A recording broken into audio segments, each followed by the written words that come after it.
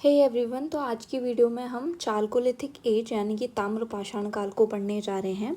हमने last video में complete कर लिया था बाकी चीज़ें। इसकी जो टाइम पीरियड है वो 35,000 से 1000 तक है।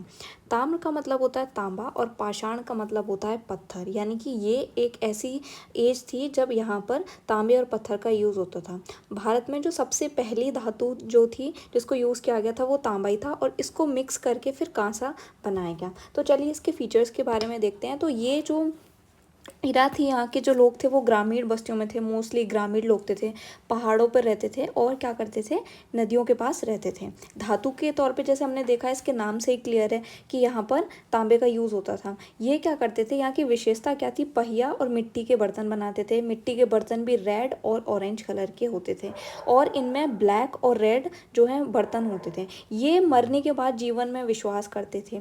यहाँ पर कुछ सोशल अनइक्वालिटी थी, यानी कि जो मुखिया होता था उसका घर कैसा होता था, उसका स्क्वायर में होता था, और जो आम लोग थे उनका घर कैसा होता था, उनका होता था एक सर्कल नुमा गोलाकार घर होते थे। तो इस तरीके से एक सोशल अनइक्वालिटी दिखती थी कि उनका घर बड़े उसमें, जबकि आम लोगों का गोलाकार है। यहाँ पूजा अग्नि, मात देवी और बैल की पूजा होती थी। अब हम यहाँ पे इम्पोर्टेंट साइट्स देखते हैं इसकी, जैसे गिलुंद और अहर कहाँ पे है, राजस्थान में है।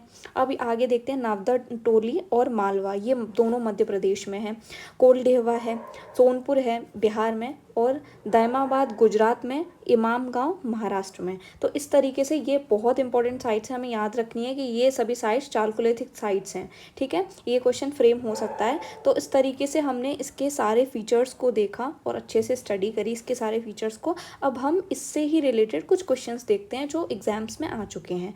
तो सबसे पहले हम देख रहे हैं क्वेश्चन चालको, जिसमें लिखा है कि निम्नलिखित में से किसको चालकोलिथिक एज कहा जाता है। सीधा सीधा क्वेश्चन पूछा है ये बीपीएससी में 2000 में। तो ये है ताम्रपाषाण युग। अगला है नवदा टोली किस राज्य में स्थित है। तो अभी हमने पढ़ा है कहाँ है ये, मध्य प्रदेश में, तो इसका आंसर होगा मध्य प्रदेश। ये 2009 यूपीपीसीएस में पूछा गया क्वेश्चन है। अगला है गर्त आवास के साक्ष्य कहाँ से प्राप्त हुए हैं।